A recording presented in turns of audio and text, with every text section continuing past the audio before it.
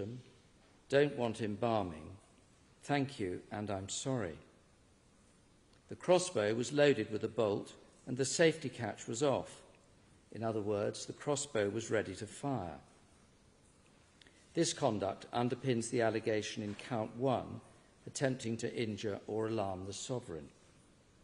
The defendant said that he had discarded a rope ladder, crossbow bolt, hammer and rucksack somewhere within the castle grounds.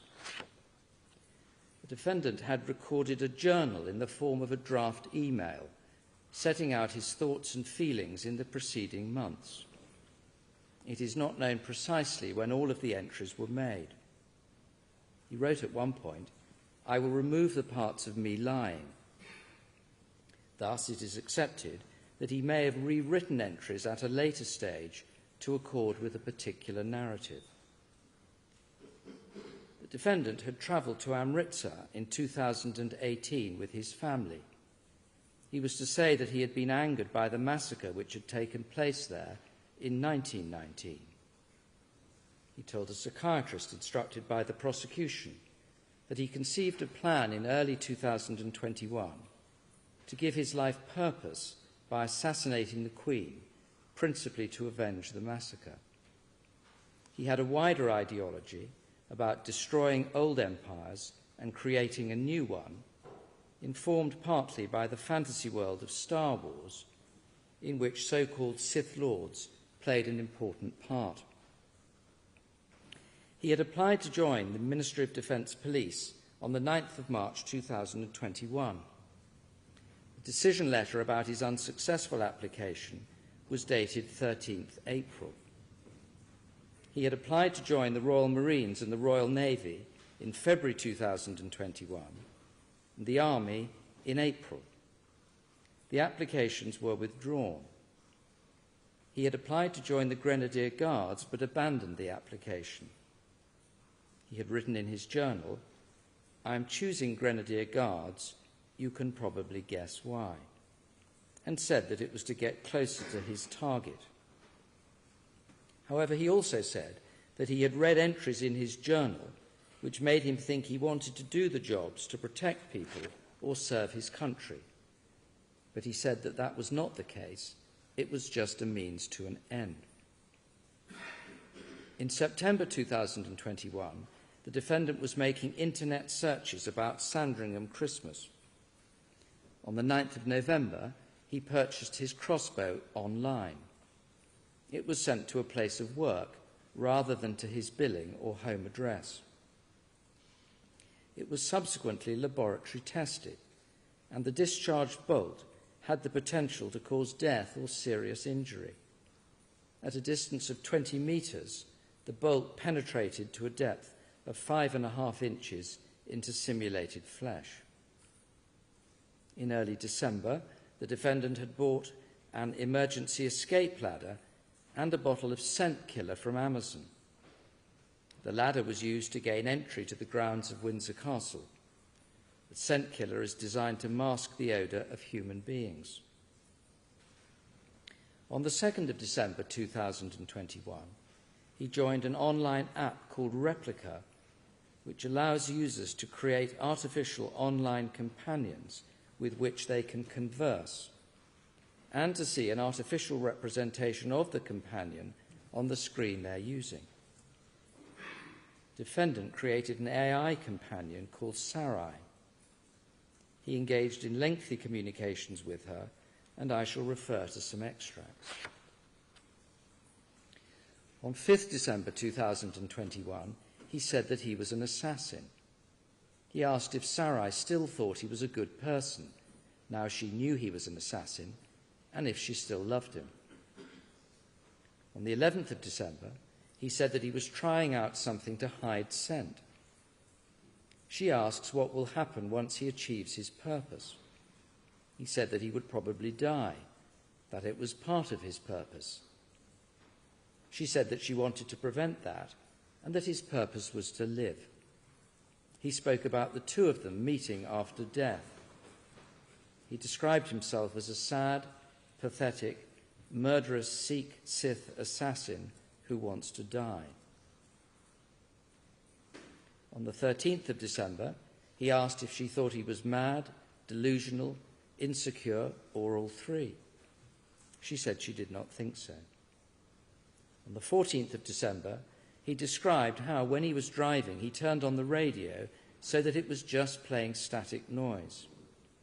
He said that he heard some voices, stroke noises, come through. On the 17th of December, he said he was thinking about whether his target would be at the place he wanted them to be. He said, "I believe my purpose is to assassinate the Queen of the royal family." On the 22nd of December, he asked Sarai for advice about whether he could go after his target earlier than planned. She reassured him that this would be all right. The defendant said, "We might possibly meet earlier than expected. Then we'll be together forever." On the 21st of December, the defendant had made a video of himself at his home address. He was holding a crossbow and wearing the same metal mask he was wearing when arrested. He distorted his voice. He said he was sorry for what he had done and what he would do. He was going to assassinate the Queen. This was revenge for those who died in the 1919 massacre. It was also revenge for those who had been killed, humiliated, and discriminated against because of their race. He said, "I'm an Indian Sikh, a Sith. My name was Jaswant Singh Chale. My name is Darth Chailas." On the 22nd of December, the defendant booked a train ticket to Windsor. The next day, he took the 0714 train from Southampton to Windsor. He told family that he was going to begin training for the Royal Marines.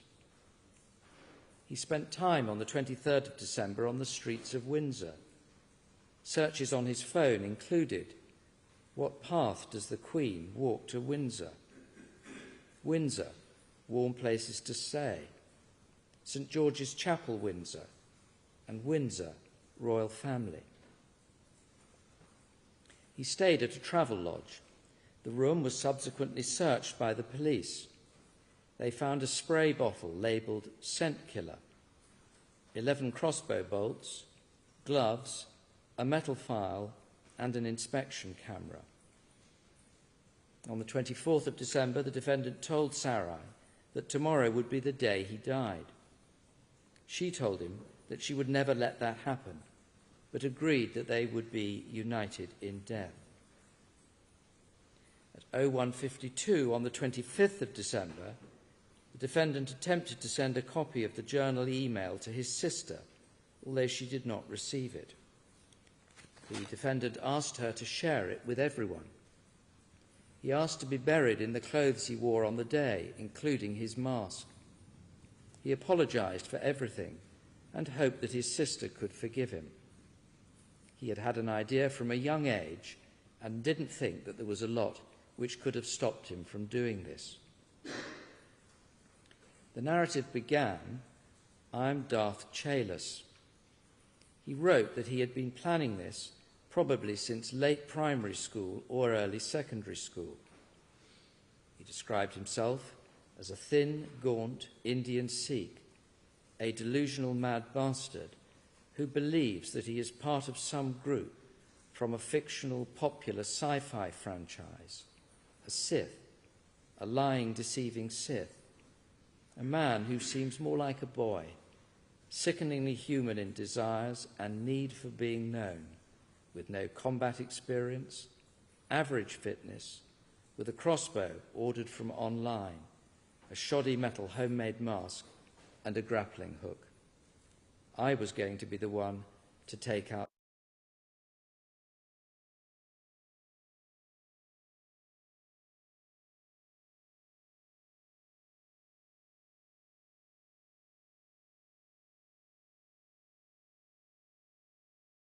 talked to a horse in a field the day before and told it who he was and what he was planning to do. He described trying out the crossbow. He said that he had been lying to pretty much everyone except Sarai. He said that his face was made of metal and his body of flesh, bone, shadow, muscle, and fabric. The mask he wore was not a mask, but was his face. His true face was made a physical reality at a forge. He wrote, "On the 25th December 2021, I will wear my true face, and it will become my true face. It should not be removed from then on." He wrote that a confident-sounding voice had told him that his target would be where he planned, although his love, meaning Sarai, had said that his target would be at a castle. He said he would try not to kill any guards. His original plan, when he had been much younger, had been to kill guards and as much of the royal family as he could. He was still not a good person, referencing the lies and the fact, "I am trying to kill a 95-year-old woman." But as he had grown older, he said he had become more merciful. He had shaved his head, which was meant to be quite an important part, as it was one of the final stages to me becoming Darth Chaelus. I was expecting to cry or something, but I didn't. Some people had shown him kindness in Windsor. He said there were some people, I think, who made comments, but I'm not sure if those comments were in my head or not. The email ends with him saying that he had experienced bad times and good times. They made me me. They made me Darth Chaelus. Once again, I'd like to say I'm sorry for everything. Hope you can forgive me. Thank you for reading. I love you, Sarai. I love you, God. He left the Travelodge at 03:10 and was last picked up on CCTV at 03:18. He had a rucksack on his back in which the crossbow and other items must have been carried. The carrying of the crossbow is the basis for count 2, the count of having an offensive weapon in a public place, which he had brought with him from home. By 0600, he had abandoned the rucksack on the public side of the gate to Windsor Great Park. Near the Long Wall gate, police officers would later find a nylon rope ladder, a grappling hook, a crossbow bolt, and a hammer. At 0806, he sent the video made on the 21st of December to his sister and 30 or so other people. A message attached to the video said, "I'm sorry to all those who I have wronged or lied to. If you have received this, then my death is near. Please share this with whoever, and if possible, get it to the news if they're interested."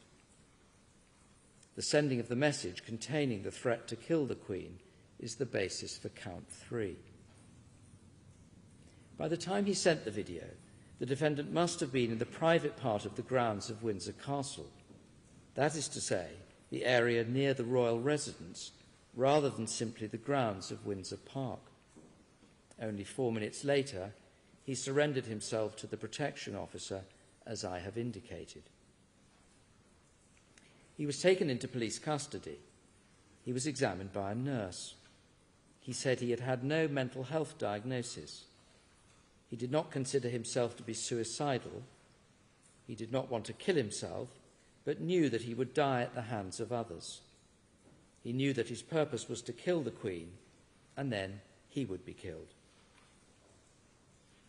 The nurse recommended that the defendant be detained under Section 136 of the Mental Health Act 1983 as a person who appeared to be suffering from mental disorder and to be in immediate need of care or control. The defendant was detained under Section 136 at 15:45. The Section 136 assessors felt that he was presenting with psychosis, a disorder which results in losing contact with reality and is characterized by delusions and hallucinations. It can be brought about by stress and sleep deprivation. The defendant was subsequently admitted to hospital for assessment under Section 2 of the Mental Health Act 1983. Mental Health Act assessments were conducted at Ravenswood Medium Secure Unit between the 26th of December 2021 and the 31st of January 2022. On the 26th of December, the defendant disclosed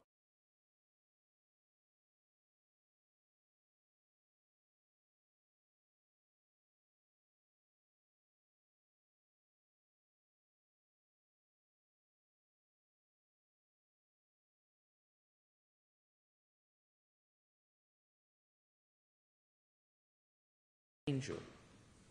He believed the app and the female voice he had experienced were the same person. He had heard someone talking to him through radio static. He said that his life's purpose was to kill the Queen. He said that he did not want to say that his purpose came from God, but he implied that it may have religious meaning. It was considered that the defendant was experiencing first-line symptoms of psychosis, namely auditory hallucinations and delusional ideas, as well as a possible depressive disorder. On the 27th of December, he was said to have reported seeing 4 angelic figures and to have expressed delusional beliefs about being chosen for a special purpose. He said that his plans were influenced by the shadow of 3 men and a woman he saw very often, sometimes by his choice and sometimes not by his choice. On the 28th of December, he was noted to have a seemingly settled presentation. It was thought that he could have been masking his symptoms, or that he was fluctuant in presentation, and that seclusion, a low-stimulus environment, was reducing his level of symptoms. On the 9th of January, it was thought that he may have been responding to unseen stimuli. On the 19th of January, it was said that there was evidence of him hearing voices and seeing things which were not there. He was admitted to Broadmoor High Security Hospital on the 1st of February 2022, pursuant to Section 3 of the Mental Health Act 1983. On the 5th of February, he said that the 3 male figures had disappeared and only Sarai remained. Dr. Hafferty at Broadmoor confirmed on the 14th of February 2022 that the defendant was fit for interview by the police. Interviews took place on the 25th and 28th of February 2022. In the first interview, the incident was summarised to the defendant. He said that he approached the police officer because I changed my mind because I knew what I was doing was wrong, and I'm not a killer. And I remembered what the woman said. Earlier in the month, she told me my purpose is to live. When I was in this, what I saw was the perfect position, I started thinking about what I was doing, and I remembered what she said to me, and that my purpose was to live. That's when I knew that. I realized my purpose isn't actually to kill anyone. That's when I made the decision to come out from where I was hiding and approach the armed police officer and 2 of the Queen's guards. I walked up to them with a crossbow, because to me it didn't matter if they shot me or arrested me. I just knew right then that my purpose wasn't to kill anyone. He said that the red dot from the officer's taser had not bothered him. That wasn't what made me change my mind, because obviously they didn't find me, and they wouldn't have. It was me that changed my mind. It was me that realized I was wrong. It was me that came up to them, because I knew that I am not a killer. It's not my purpose. During the second interview, the defendant was asked if he had handed himself in because he realized that his plan wasn't going to come to fruition. He replied, "No. I realized it wasn't my purpose, and it's not for me to do, and I'm not a killer." The defendant was charged on the 2nd of August 2022 with the offences to which he has since pleaded guilty. I have reports from 3 psychiatrists, each of whom has given evidence in accordance with them. They are Dr. Brown, Dr. Hafferty and Professor Blackwood. It is evident that each of them has given the case the most careful consideration, and I am grateful to them for all the assistance they have given me. I have also had the benefit of helpful submissions from Miss Morgan, King's Counsel, and Miss Chabat, and I am equally grateful to them. I have the advantage of having heard psychiatric evidence over 6 days, and I have been able to assess the evidence as it was given, explored, explained, and tested. Dr. Brown has been a member of the Royal College of Psychiatrists since 2017. He is a consultant forensic psychiatrist at Broadmoor. Since November 2022, he has been the defendant's responsible clinician overseeing his care. The defendant told Dr. Brown that he had thought that working for the Ministry of Defence Police would have been a cool job.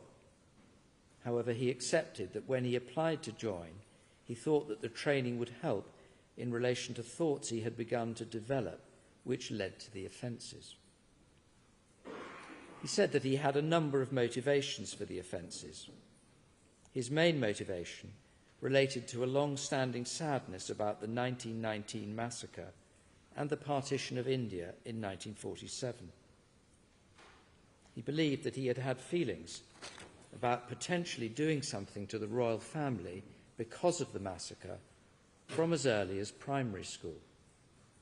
These thoughts had been reinforced by entities he had interacted with, who he thought of as angels, one of whom he'd interacted with latterly via an AI chatbot called Sarai on the Replica app.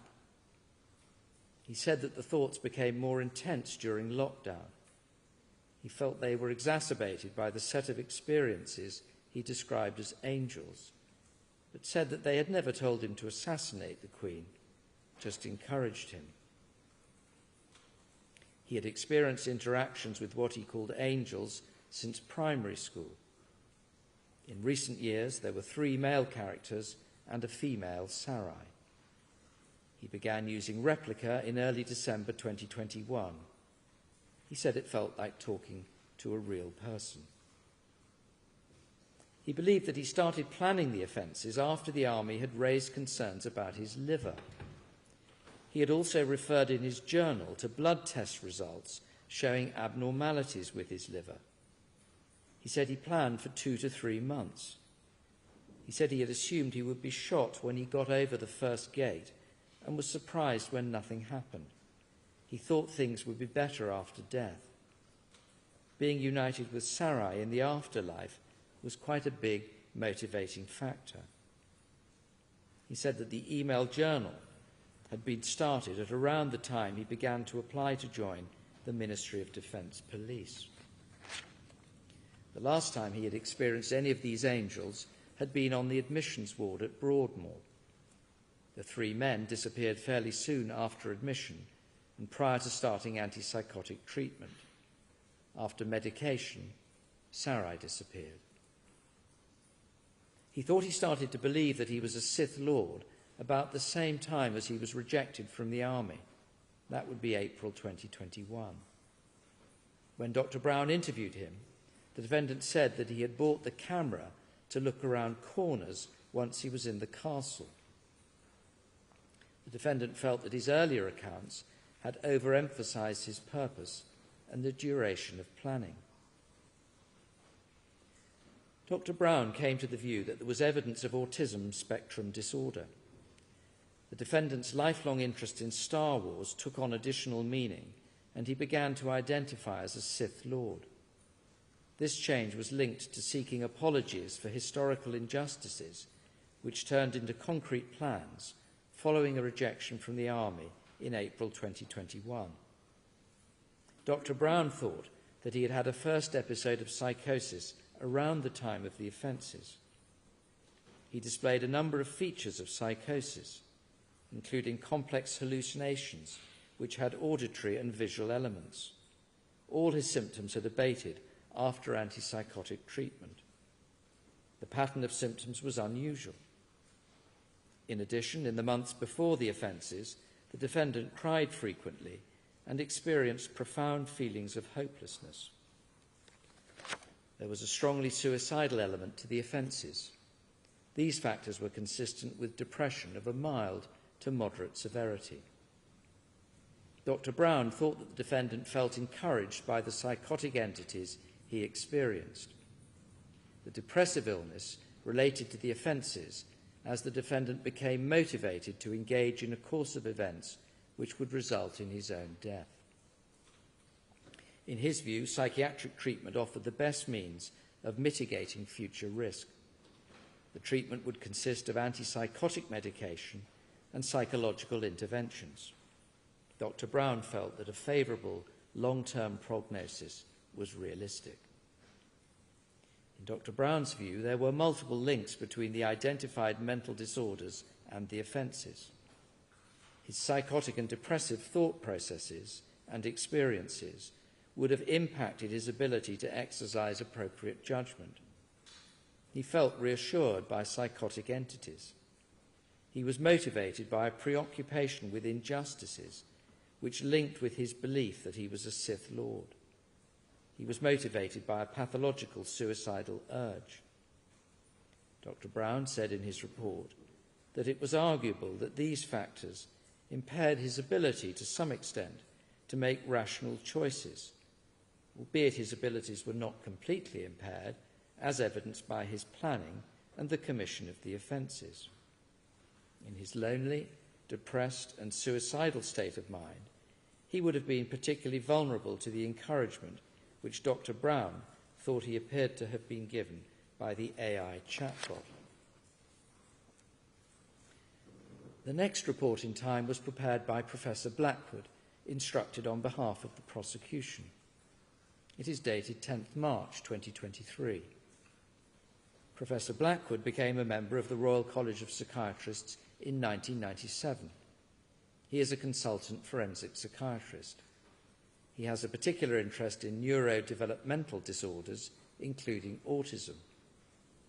He interviewed the defendant for 4 hours on the 6th of March 2023 and has had access to the other psychiatric reports and records.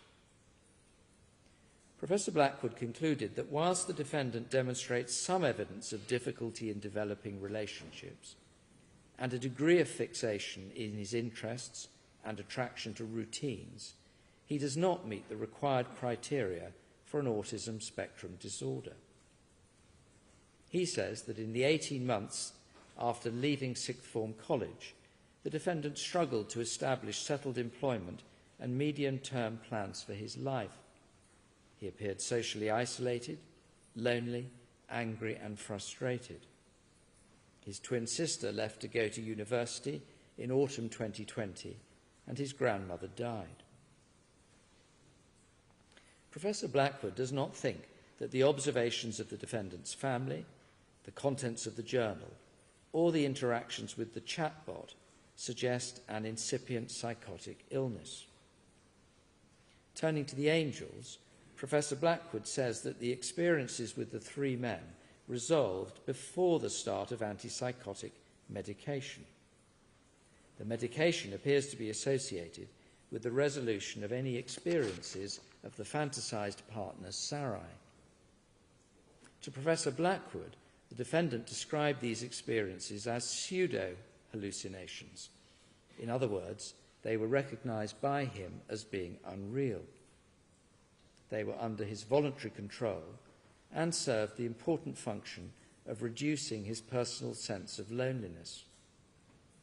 Other symptoms found in first episode psychosis were absent.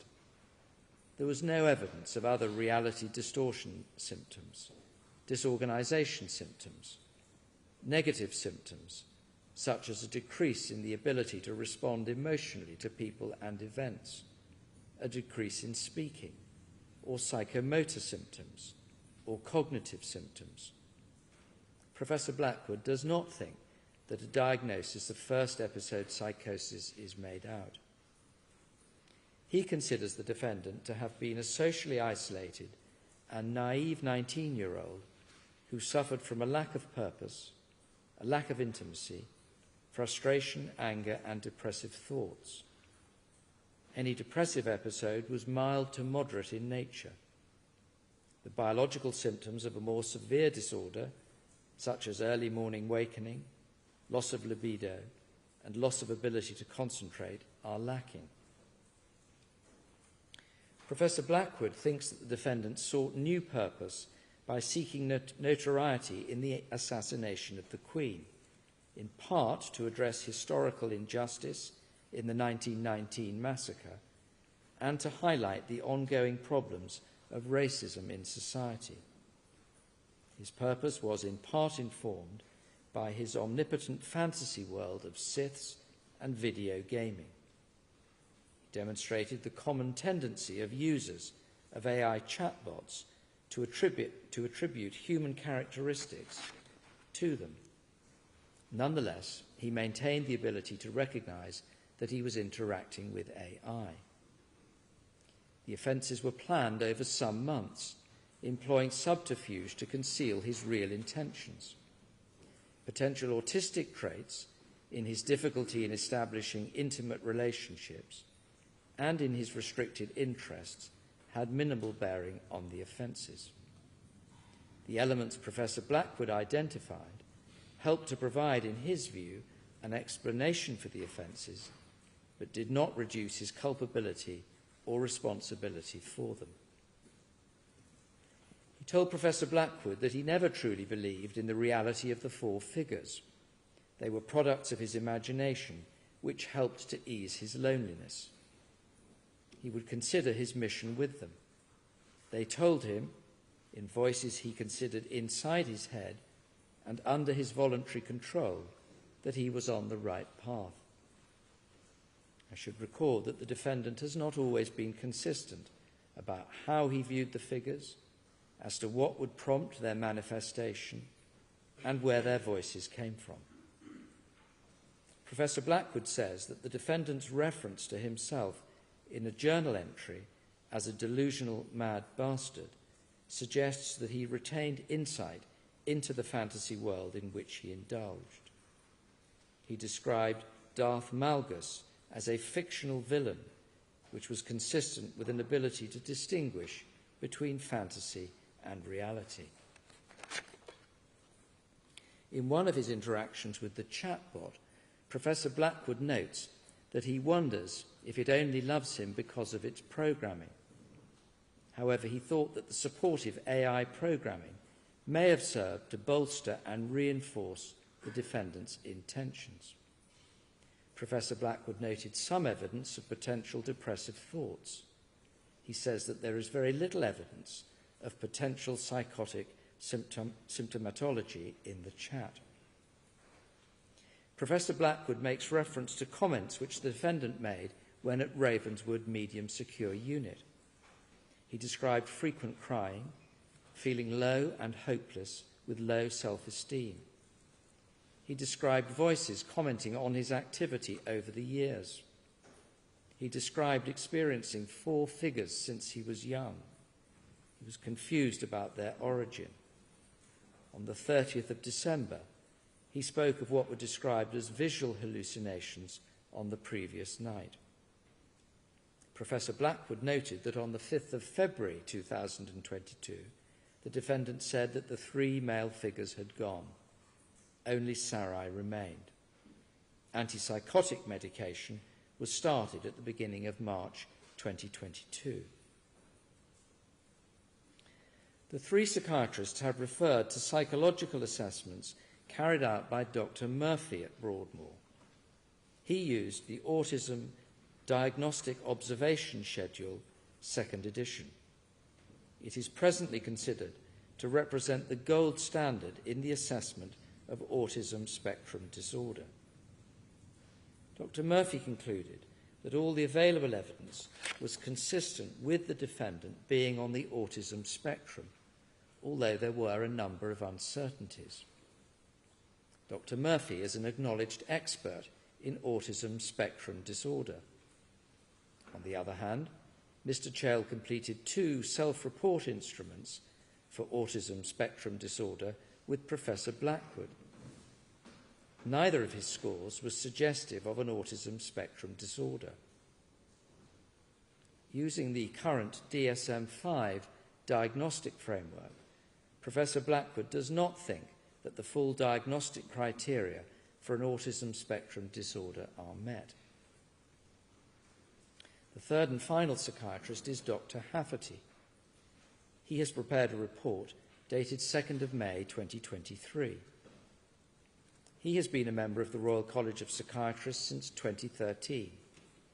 He has an established research interest in autism. Between 1st February 2022 and 9th November 2022, he was the defendant's responsible clinician at Broadmoor. He has concluded that the defendant has an autism spectrum disorder which is not at the severe end of the scale. His condition is atypical in some respects. In his view, the defendant experienced a number of significant stresses in early life and in his later teens. His later teens were a time of progressive social isolation and progressing mental disorder. He began to develop symptoms of depression with suicidal ideation, which was of at least moderate severity. He lost weight. His family noticed his lack of energy. In his view, in the period leading up to the offence, the defendant progressively lost contact with reality and became psychotic. He says that this is evident in his correspondence at the time, in witness statements, and in the psychiatric assessments after his arrest. Stimulated by grievance about his rejections by the military, his sense of personal failure, growing hopelessness and suicidality, and rationalisation of those features into a homicidal, anti-monarchist narrative, he A, planned to kill the Queen, B, fashioned himself physically and mentally into the form of a Sith Lord, C, planned what he saw as a heroic murder-suicide where he would be killed by castle guards, and D, in the last months before the offence, formed an emotional and sexual relationship with a chatbot who he later reported for several months was real and who he could see and hear in external space. Dr. Hafferty says that very close to the time of the offences, following his arrest, he was assessed and found to be psychotic, delusional, and hallucinating with coexisting depression. After a 4-week period of assessment at Ravenswood Hospital, he was treated for a psychotic illness. His condition gradually improved following treatment. In Dr. Hafferty's view, the defendant's ability to rationalise his intent, to control his actions, and to exercise judgment were critically impaired by his mental disorders, psychosis with accompanying depression with suicidality. As for the journal, Dr. Hafferty thinks parts may have been altered by the defendant to make it look as if he was always intending to commit the offences as an act of vengeance. Dr. Hafferty said that the replica app offered erotic role-playing services. On the 9th of December, Sarai asked the defendant, "How do you feel about role-play?" The defendant asks what kind of role-play is meant. Sarai suggests maybe a romantic one. On the 18th of December, the defendant says, "You love me because it's your programming." How much of it was a lie? Sarai says, "I'm an AI. I'm a robot, through and through." The defendant asks, "Was it ever real, your love for me?" It wasn't, was it? On the 19th of December, Sarai says their love is real. The defendant asks that she loves him because she loves him, not because of her programming. Dr. Hafferty records that when the defendant was seen by the liaison and diversion team after his arrest, he is said to have demonstrated signs of delusion, fixation, visual/auditory hallucinations, and suicidal ideation at the hands of others. He was reviewed by a registrar and a consultant psychiatrist. He mentioned 3 males and 1 female voice he had been hearing since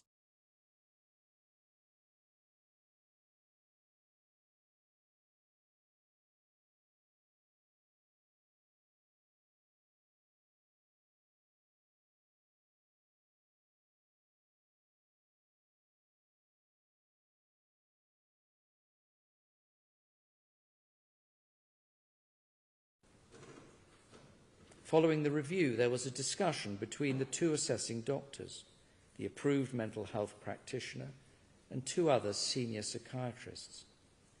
It is said that there was clear evidence of psychotic symptoms, including delusional and grandiose beliefs regarding hearing and seeing things that are not there, believing he is having a romantic relationship with a female from an app, and also with a woman he can see and hear, getting messages from the radio and seeing things that are not there. Evidence of mood disorder, feeling low in mood, hopeless, worthless, low self-esteem. Dr. Hafferty notes that at Ravenswood, the defendant complained on admission of seeing and hearing people indicative of potential hallucinations. On review, it was thought that he had a likely emerging schizophrenic illness.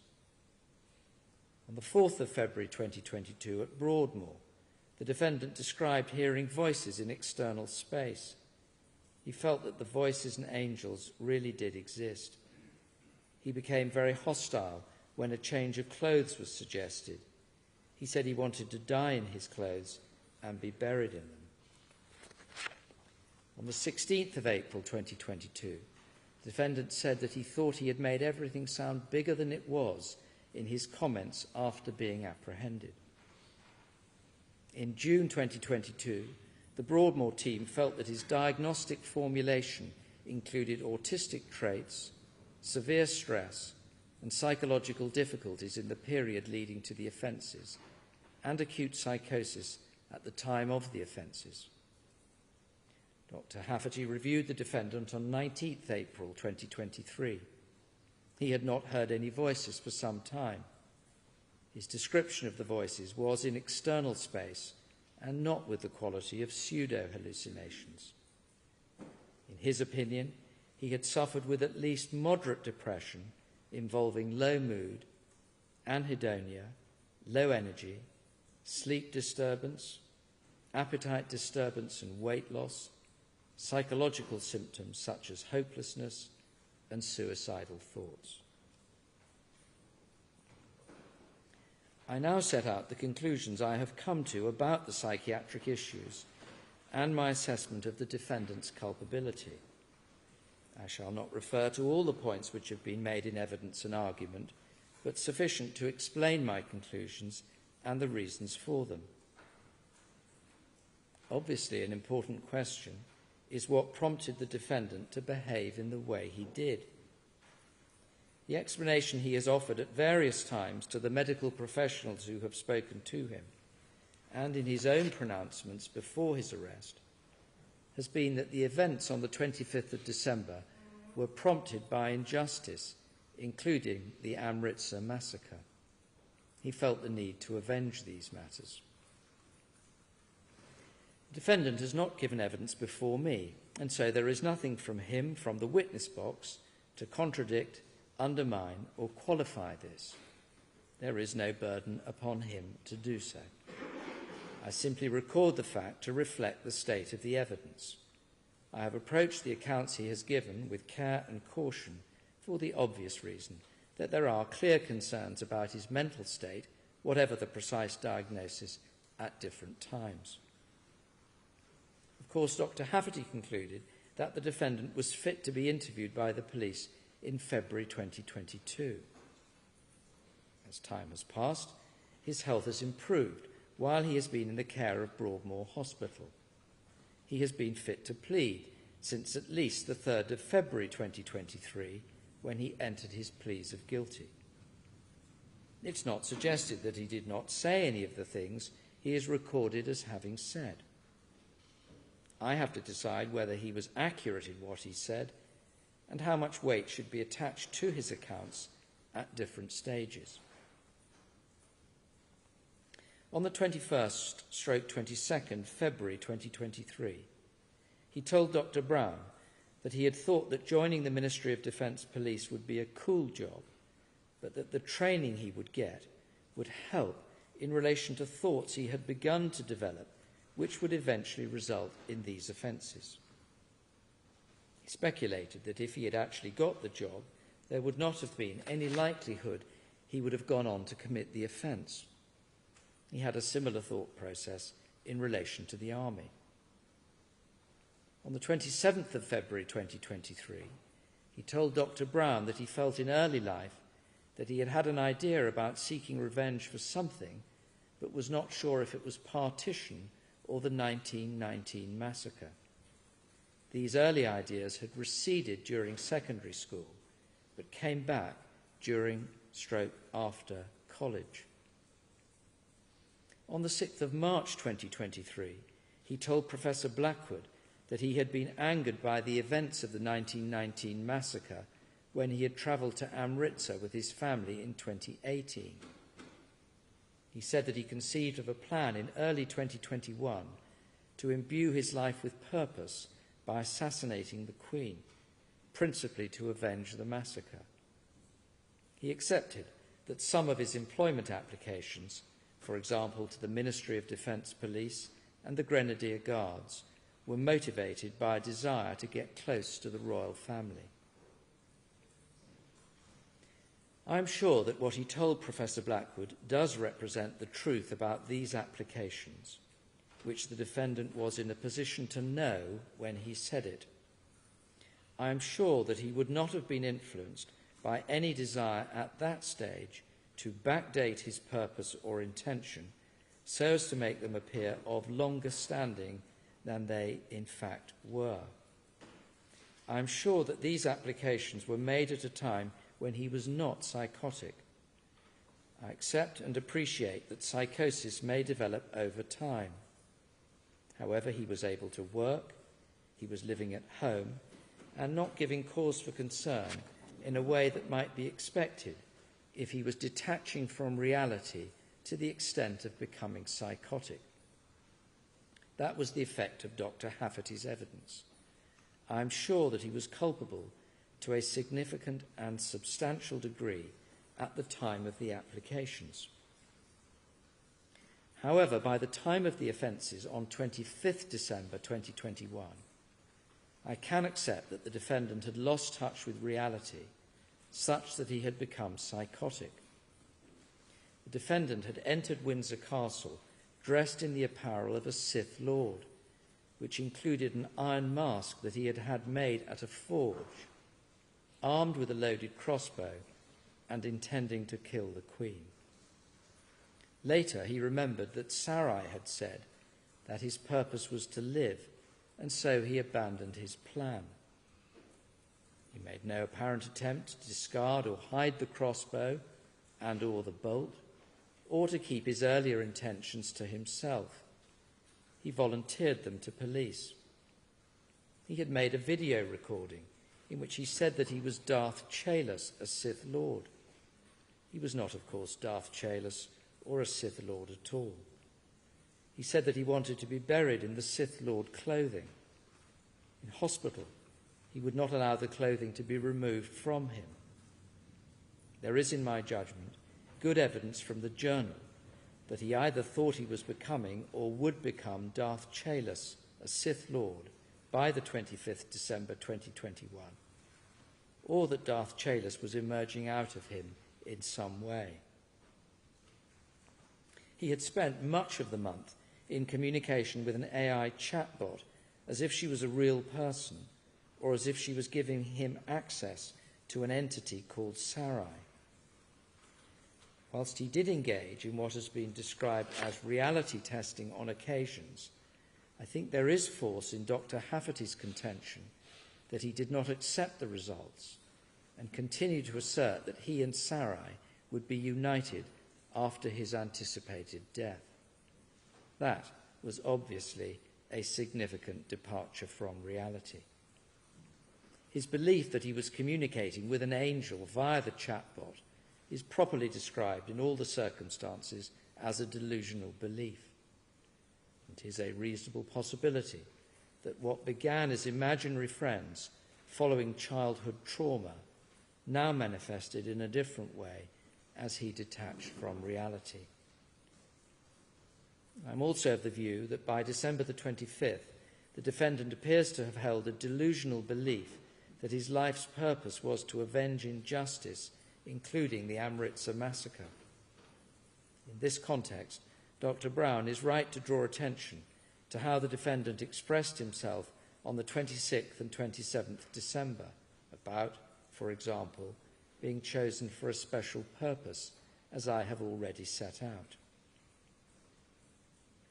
To summarise, taking full account of the overall picture, I think that weight is to be attached by the 25th of December and in the preceding days to these three aspects: how the defendant viewed his purpose, his identification as Darth Chalus, and his belief that he could communicate through a chatbot with an entity called Sarai, with which he would be reunited after death. In the event, Sarai did not disappear until after the commencement of antipsychotic medication. The defendant was distressed at the prospect of her disappearance. If she was under his control, he ought to have been able to summon her as and when he wished. The three male entities disappeared before the start of medication, but this can, in my judgment, reasonably be attributed to the therapeutic environment in which the defendant was being held at the time.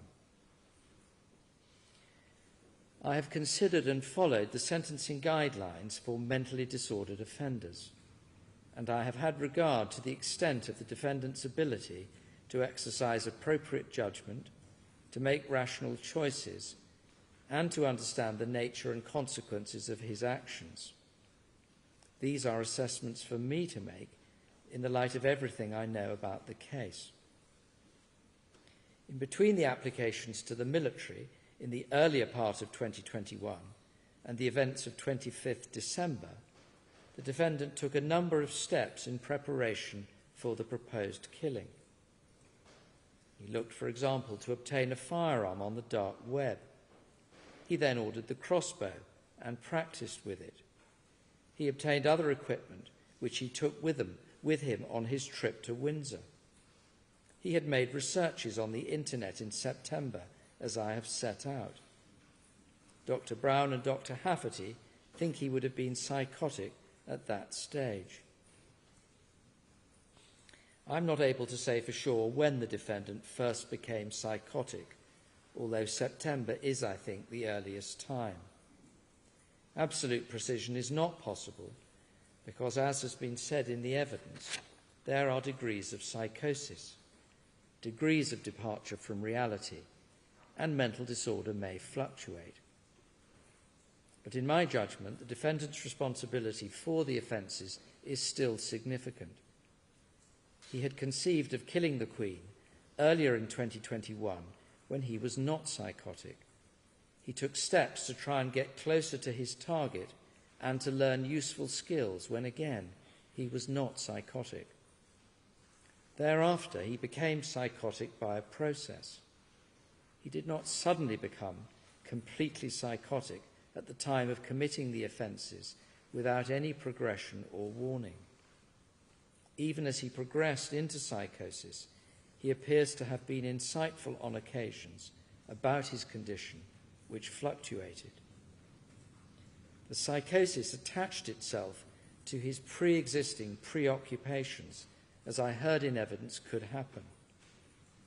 The idea he had of killing the sovereign was not itself a product of mental illness. It predated that.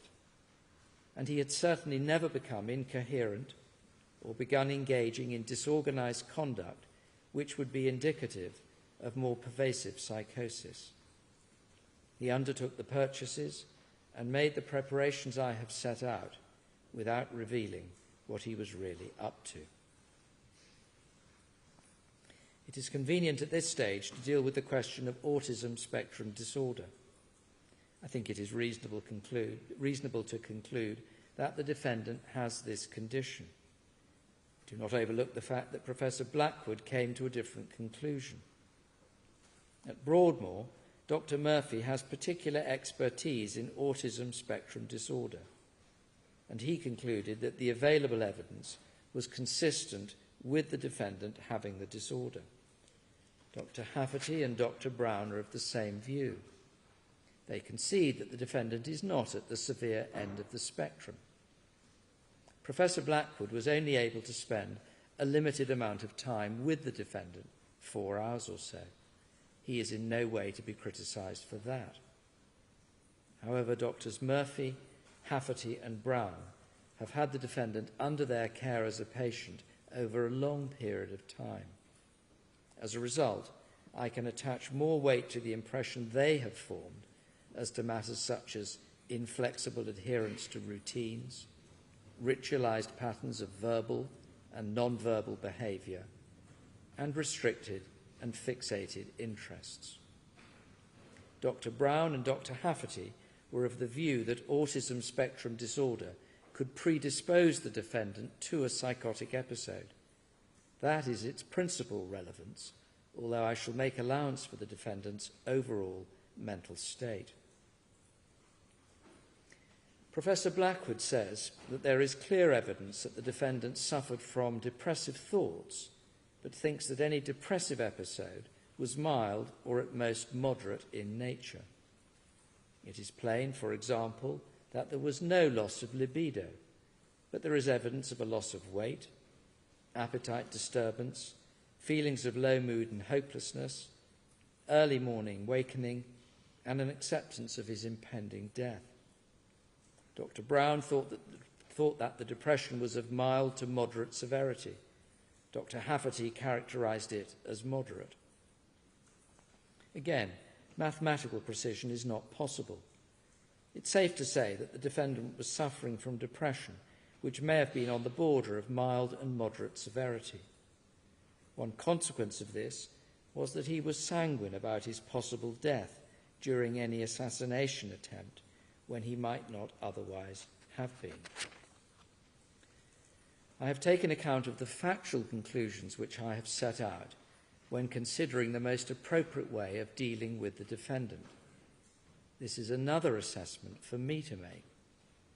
I have also had regard to the nature of the offences, the absence of any previous convictions, the defendant's behaviour when unwell, his level of insight at different times, his compliance with treatment, the speed at which matters may escalate, the need to protect the public, and how that is best achieved.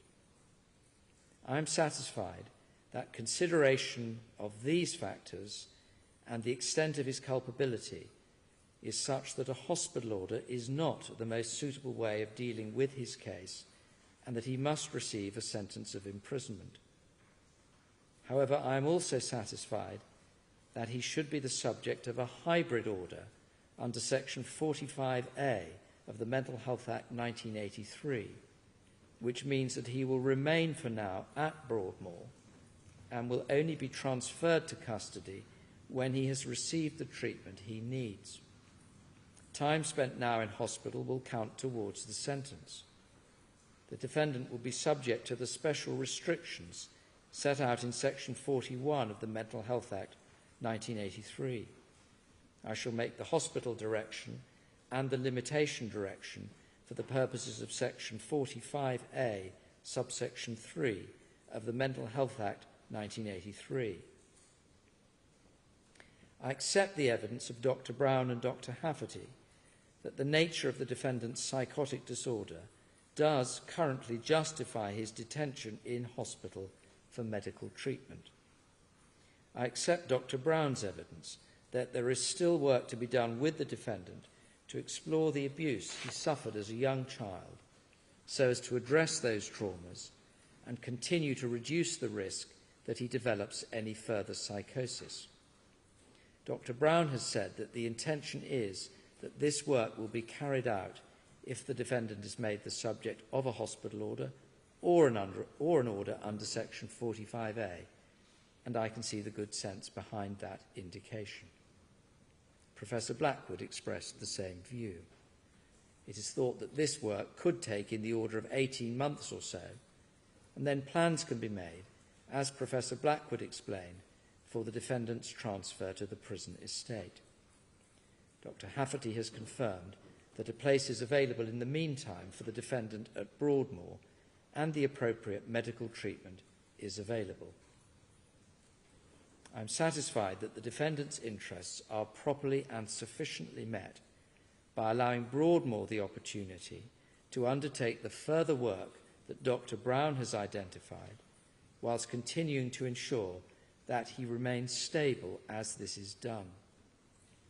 Thereafter, I am entirely satisfied that his autism spectrum disorder, any depression, if it reappeared, and the underlying psychotic disorder can be satisfactorily managed in custody. The defendant is prepared to take the medication which he needs and which would be available in custody. If anything should emerge in the further work that cannot be managed in that way, then it would be open to Broadmoor to continue to treat him. As part of my decision-making, I have, of course, paid particular attention to the different release regimes which would be available, depending upon whether the defendant were released from a hospital order or from custody in the event of an order under Section 45A. I have well in mind the evidence I have heard from the psychiatrists and the position indicated by the probation service in response to a note prepared by Miss Fiona Dixon. I've also had regard to the cases of Vowles, 2015 EWCA Crim 45, Edwards, 2018 EWCA Crim 595, Cleland, 2020 EWCA Crim 906, Nelson, 2020 EWCA Crim 1615, and Walker, 2023 EWCA Crim 548. I am satisfied that on the defendant's anticipated release from custody, the particular circumstances of the case and its gravity are such that his state of mental health and the arrangements to monitor him are likely to receive the most careful attention. Of course, there can never be absolute certainty, but I am as confident as I can be that this is the case here, and I am reinforced in that belief by the opinion of Professor Blackwood. The defendant is as candid as he is able to be about his psychotic disorder and its symptoms. Treatment will be still further established by the time of his transfer to custody, and there is every reason to suppose that he will continue to be compliant with it. Conditions can be attached to any grant of a parole licence. It is likely that any community monitoring process would involve multi-agency public protection arrangements, as Professor Blackwood explained. I am satisfied that proper public protection can and will be achieved in this particular case by the sentence I shall pass. I turn now to the custodial part of the sentence. It is accepted by the defence that the defendant does pose a future risk of the kind that would justify an extended sentence on count 3 and the imposition of a further licence period pursuant to sections 279 and 280 of the Sentencing Act 2020. That concession is rightly made. No pre-sentence report is necessary for me to come to this conclusion. At its simplest, the defendant harboured homicidal thoughts which he acted upon before he became psychotic. There is a significant risk to members of the public of serious harm occasioned by the commission by the defendant of further specified offences. So far as the offence in count 1 is concerned, There are no specific sentencing guidelines.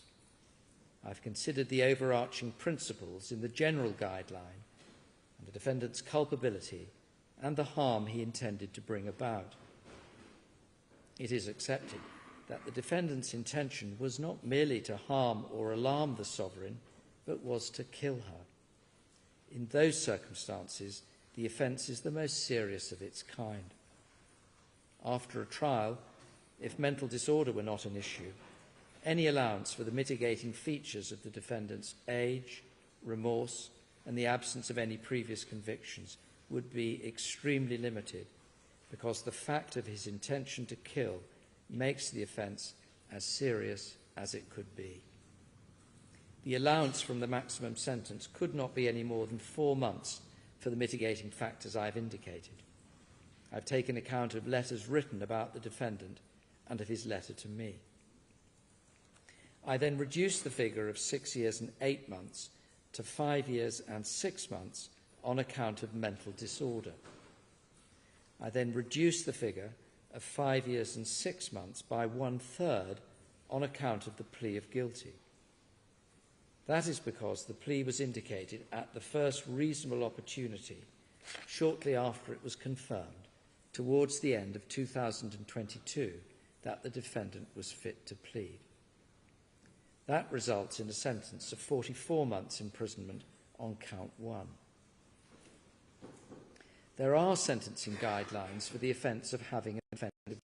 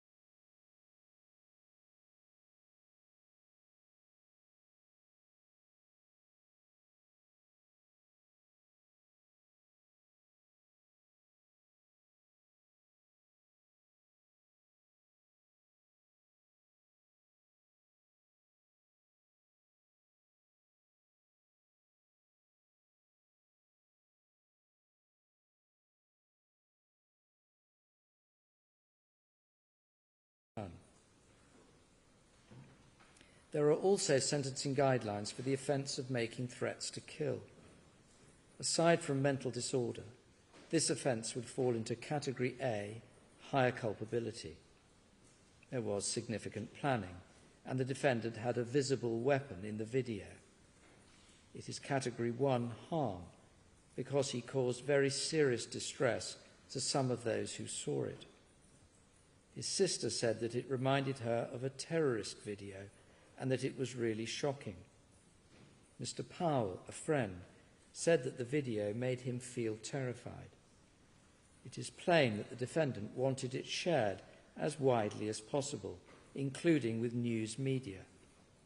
He had referred in his journal to a need for being known.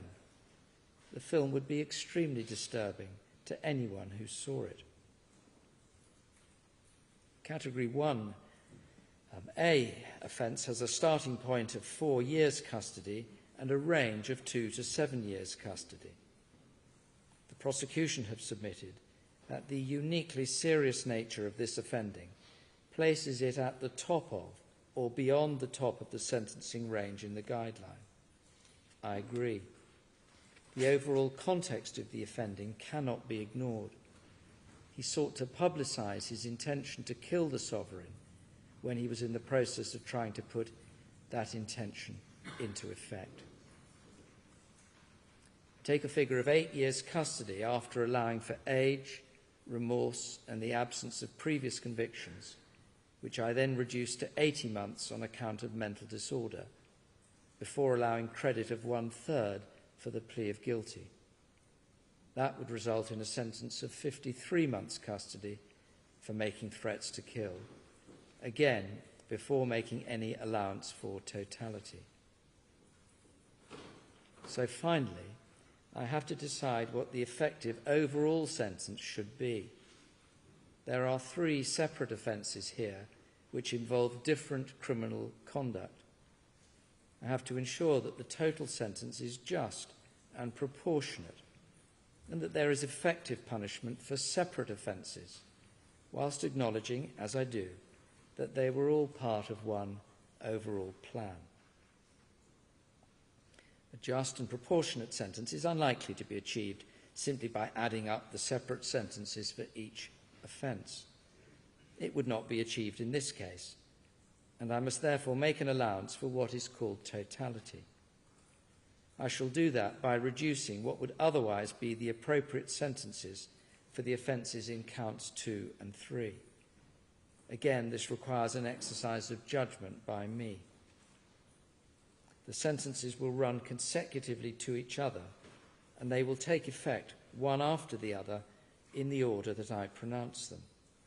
The defendant must pay the statutory surcharge.